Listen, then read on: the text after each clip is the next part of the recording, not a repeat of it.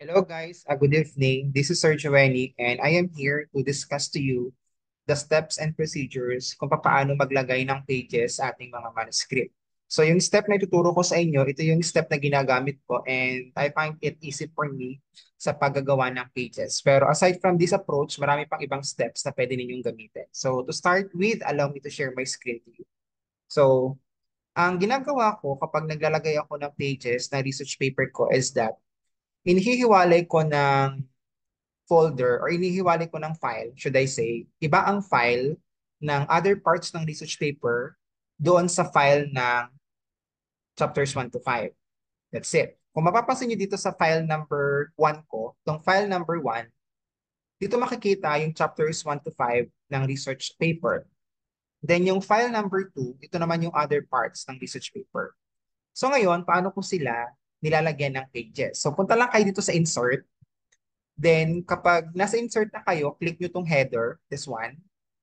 Then, after nyo i-click yung header, i-click nyo tong edit header. So, kapag na-click nyo yun, ganito ngayon yung lalabas sa screen ninyo. Then, ang gawin ninyo is that, punta ulit kayo sa insert. Then, after that, pindutin nyo tong text box or insert text box. So, there you go. Then, ang pindutin nyo ay draw text box.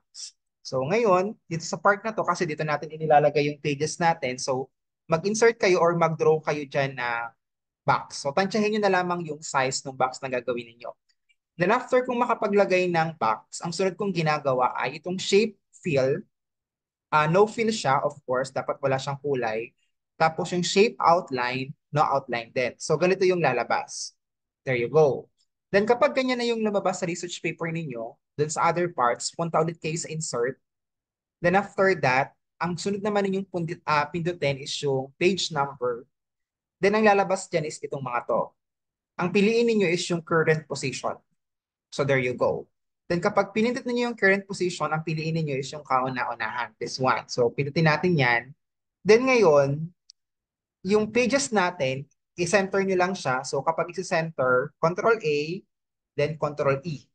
Minsan ang lumalabas kapag tayo ay nag-insert ng pages, minsan ganito yung lumalabas. So, ganito ang lumalabas. Yung 1, 2, 3. Tama, di ba? Lalo't bago pa lang siyang ginagawa. So, kapag mag-insert page kayo, 1, 2, 3 yung lumalabas. Which is mali kapag other parts yung ating pinag-usapan. Kasi sa other parts, ang requirement dapat ay Roman numeral. So, ngayon, ano yung gagawin? So, punta lang kayo dito sa page number ulit. Then after that, format page number. Then itong number format, gawin nyo lamang siyang Roman numeral ito. Then after that, okay nyo lang. Then there you go, Roman numeral na siya.